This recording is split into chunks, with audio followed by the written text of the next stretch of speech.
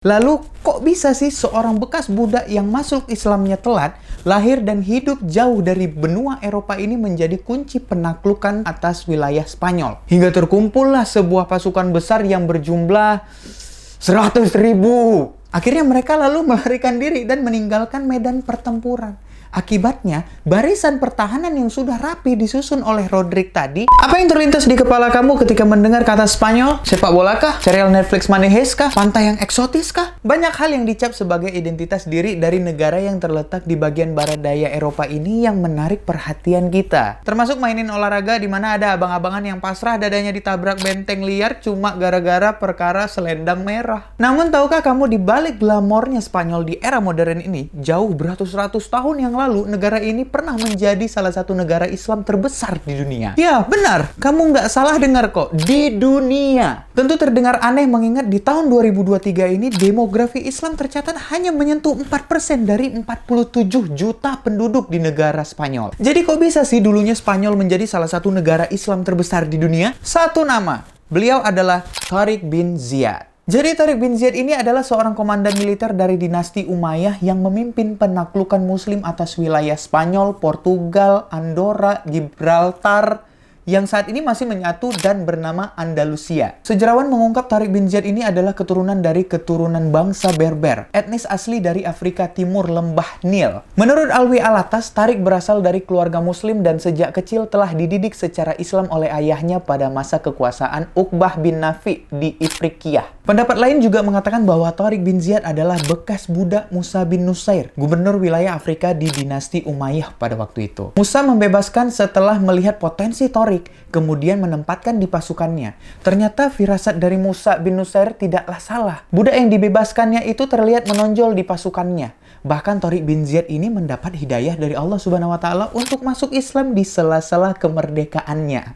Udah dimerdekakan, masuk Islam lagi. Itu kan kayak enak banget tuh.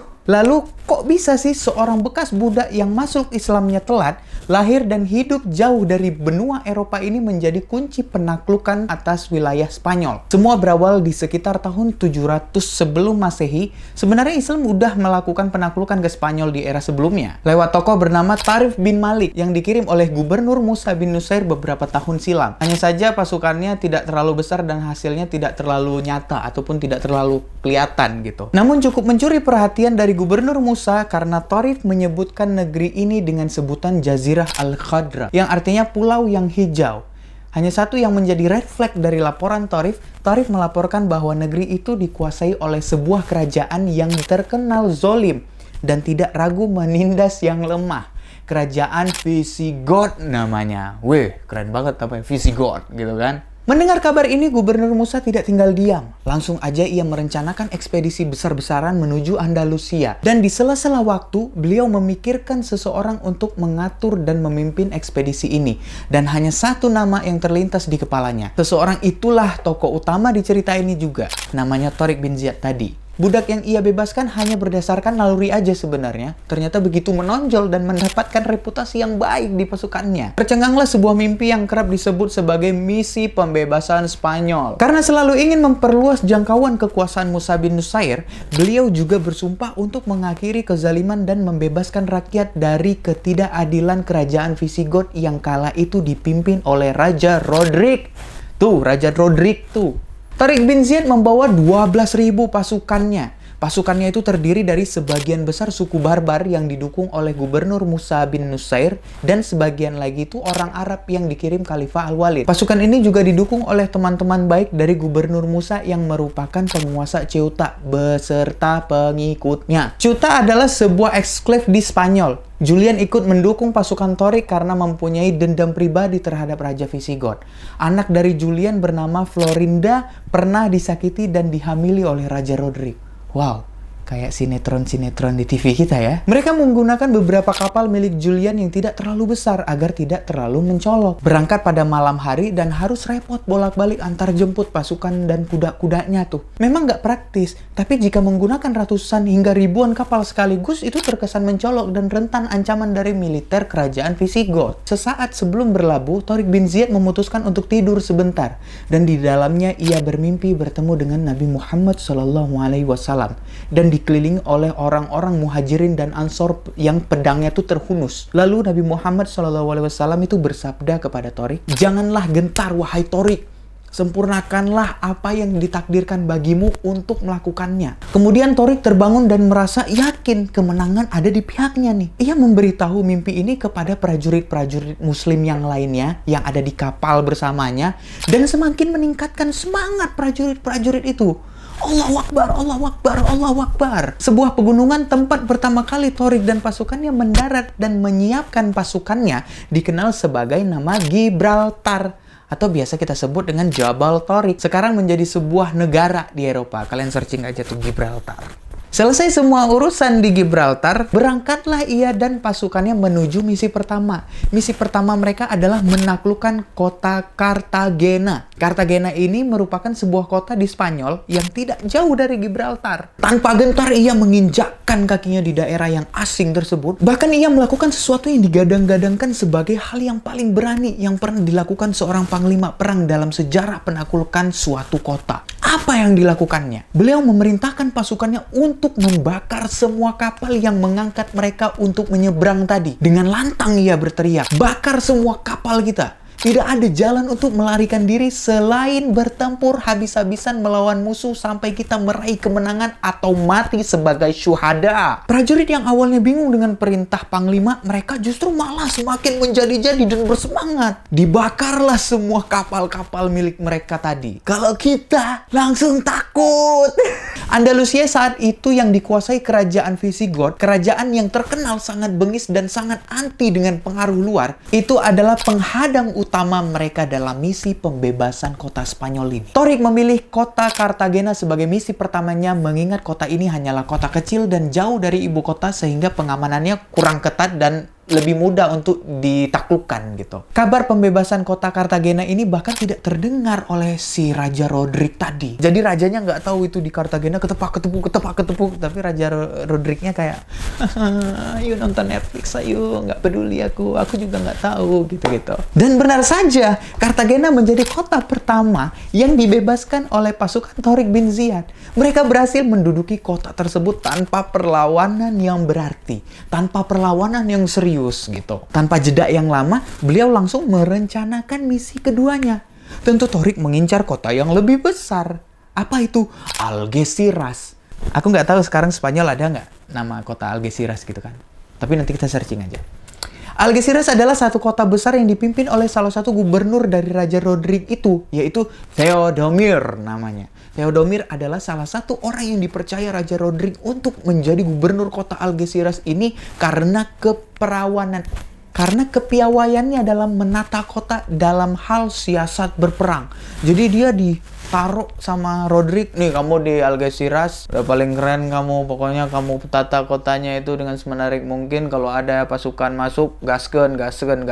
Nah gitu dia. Singkat cerita, sampailah pasukan Tariq bin Ziyad di kota Algeciras dan langsung saja melakukan penyerangan kepada benteng-benteng besar yang menduduki kota itu. Go! Allahu Akbar, Allahu Akbar gitu. Pokoknya keren banget tuh huru-haranya gitu-gitulah pokoknya.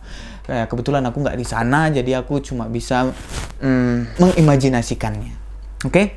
Namun rencana penyerangan pasukan Tariq yang rapi dan nyaris nggak tercium oleh Gubernur Theodomir ini benar-benar membuat pasukan Algeciras lengah dan kewalahan. Theodomir yang terkenal akan keahliannya dalam memimpin perang pun takluk dengan serangan kejutan dari pasukan Tariq. Dan pasukan Tariq berhasil menduduki benteng-benteng tersebut. Keren banget lah, pokoknya keren banget. Berita ini pun akhirnya sampai ke telinga Raja Rodrik dan membuat geram dirinya hingga ke ubun-ubun. Marah betul nih Raja Rodrik, karena dia mengetahui salah satu kota besarnya dan salah satu gubernur hebatnya ditaklukkan dengan sangat mudah. Luar biasa banget. Ia pun mengantisipasi penyerangan berikutnya dengan mengirim salah satu pasukan panglima terbaiknya yang bernama Panglima Ediko. Namun, Tariq berhasil mengalahkan Ediko dan mulai memperluas daerah pembebasan ke daerah sekitar. Edin Dzeko tuh kepanjangannya Edin Dzeko, pemain MU. Manchester City. Sekarang udah di Roma, tadi Inter, nggak tahu aku. Kita balik ke cerita. Laporan demi laporan masuk ke telinga Raja Rodrik lewat mata-matanya bahwa pergerakan pasukan Tariq sudah semakin mendekati Toledo. ibu kota Spanyol waktu itu. Sekarang kan Madrid nih. Nah, dulu itu namanya Toledo. Toledo. Tentu ini membuat kemarahan Rodrik memuncak. Dia pun melakukan rencana besar-besaran pemberantasan kaum muslimin. Wow!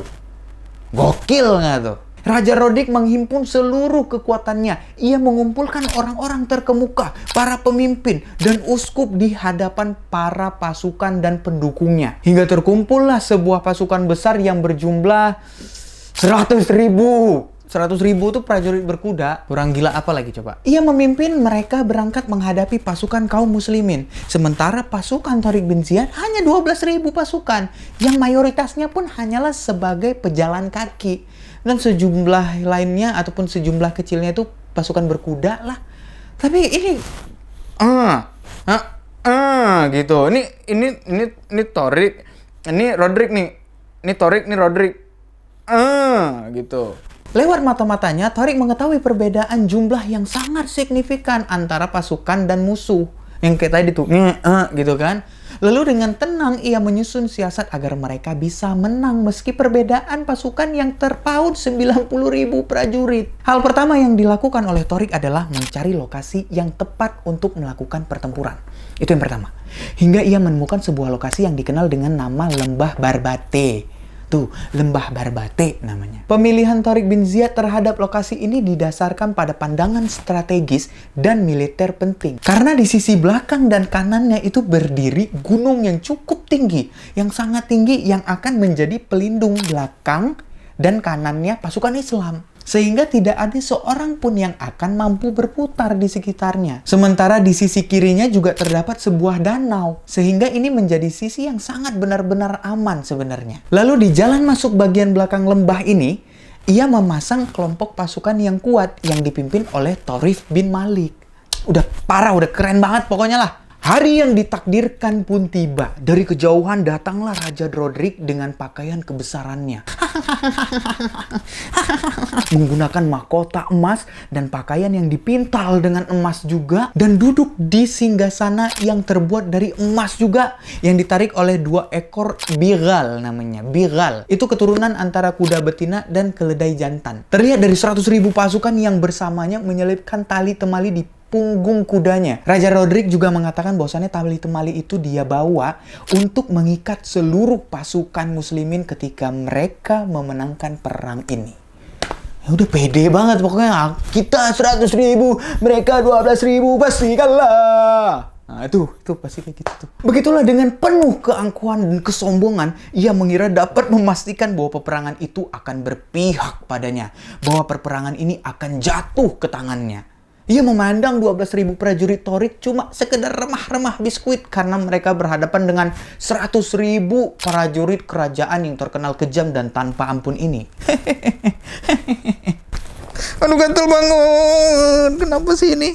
Seketika terdengar suara lantang dari Tariq yang mencoba menyampaikan pidato di hadapan pasukannya, mendorong mereka untuk bersabar dalam berperang. Mendorong mereka bersabar dan berperang maksudnya. Serta membangkitkan semangat di tengah-tengah mereka. Pidato seperti ini merupakan kebiasaan sebagian besar para komandan kaum muslimin dalam serangkaian penaklukan dan peperangan yang mereka jalani demi meneladani Nabi Muhammad SAW. Jadi sebelum perang, itu ada pidatonya. Gitu, ada closingnya, pidato. Gitu. Keren banget pokoknya. Karisma dan ketegasan Tariq memberi pengaruh besar terhadap moral pasukan dan membakar semua perjuangan para pasukan Islam. Semangat pasukan muslimin yang awalnya ciut, melihat perbedaan jumlah mereka seketika menjadi berkobar bak bensin yang tersulut api pokoknya. Yang terlintas di kepala prajuritnya saat itu hanyalah berperang atau mati syahid. Keren banget! Pokoknya keren. Kalau kita sekarang begitu ya, kita bukan perang langsung by one, enggak. Kita tweet war. Kita di Twitter, apaan lu, gitu. Pertempuran pun pecah. Bunyi dentuman dan gesekan pedang mengudara di sekitaran lembah tersebut. Anak panah berterbangan. Tombak melaju dari sisi kiri dan kanan layaknya permainan voli. Perang berlangsung selama 8 hari. Kedua pasukan saling berhadapan dengan jumlah yang benar-benar tidak seimbang. tentu saja pasukan Spanyol jauh lebih unggul, baik dalam jumlah pasukan maupun dalam persenjataan. Alasan kenapa mereka masih bisa bertahan sampai hari ke-8 adalah semangat juang yang tinggi. Keinginan besar untuk mati syahid itu ada, dan tentu saja komando dari Torik yang sangat lihai untuk mengatur pola serangan dan bertahan di medan perang. Namun di hari ke-8 itu pula puncak di mana kaum muslimin sudah benar-benar tertekan. Mereka semakin sedikit jumlahnya, pedang-pedang mereka mulai patah, anak panahnya mulai habis, baju zirah besi mereka pun sudah mulai compang-camping akibat gempuran pasukan Raja Rodrik tadi. Jangankan peluang untuk menang, terlihat dari kejauhan bahkan Raja Rodrik pun belum turun dari singgasananya. Usaha mereka 8 hari belum membuahkan hasil. Mereka bahkan tidak bisa mendekati Raja Rodrik sedikit pun. Kayak apa ya? Ini kayak misi mati syahid ini. Namun siapa sangka pertolongan Allah datang di saat mereka benar-benar membutuhkannya. Keajaiban pun datang. Pasukan Raja Rodrik yang awalnya terlihat kokoh, rapih, tiba-tiba menjadi amburadul dan tidak karuan. Muncul kerusuhan dari tengah-tengah pasukan mereka sendiri. Tuh emang biasanya tuh kalau pecah-pecah belah tuh bukan dari luar, tapi memang orang dalam. Ternyata itu adalah ulah si Julian, si kerabat dari Gubernur Musa yang bergabung dengan pasukan Torik karena punya dendam pribadi terhadap pasukan Visigoth. Dengan cerdik ia dan beberapa anak buahnya berhasil menyusup ke tengah-tengah pasukan Spanyol, pasukan Roderick. Mereka menyebarkan kabar dari telinga ke telinga bahwa yang sebenarnya diincar oleh pasukan Islam hanyalah Roderick dan bukan untuk menjajah penduduk negeri ini. Emang bahaya banget mulut itu. Gampang banget terpengaruh gitu. Lebih bahaya mulut daripada pedang sebenarnya. Ternyata usaha Julian dan anak buahnya berhasil. Banyak pasukan yang terpengaruh nih. Akhirnya mereka lalu melarikan diri dan meninggalkan medan pertempuran. Akibatnya, barisan pertahanan yang sudah rapi disusun oleh Roderick tadi itu udah kacau balau. Keadaan tersebut dimanfaatkan oleh Torik bin Ziyad dengan terjun ke tengah musuh dan terus mendesak maju hingga mencapai Raja Roderick dengan melukai kepalanya dan membunuhnya di atas singgasananya. hei, vamos, vamos, vamos, hei, menang, hei. Arena pertempuran itu jadi hening. Baik pasukan Roderick dan pasukan Torik langsung menghentikan serangannya dan terdiam kaku melihat kejadian itu. Pasukan Spanyol melihat raja mereka telah jatuh dan para pengawalnya telah kocar-kacir lari. Maka seluruh pasukan mereka melarikan diri dan menjauh untuk mencari tempat perlindungan. Walhasil, kemenangan jadi milik kaum muslimin. Bergemuruhlah teriakan Allahu Akbar, Allahu Akbar, dan isak tangis serta saling berpelukan dari pasukan muslimin. Mereka benar-benar melakukan keajaiban, mengalahkan 100.000 pasukan terlatih kerajaan Visigoth. Kebayang tuh, kita one by one aja kadang-kadang takut. Ini 100.000, kita 12.000. Kayak kita tuh 2, dia 10.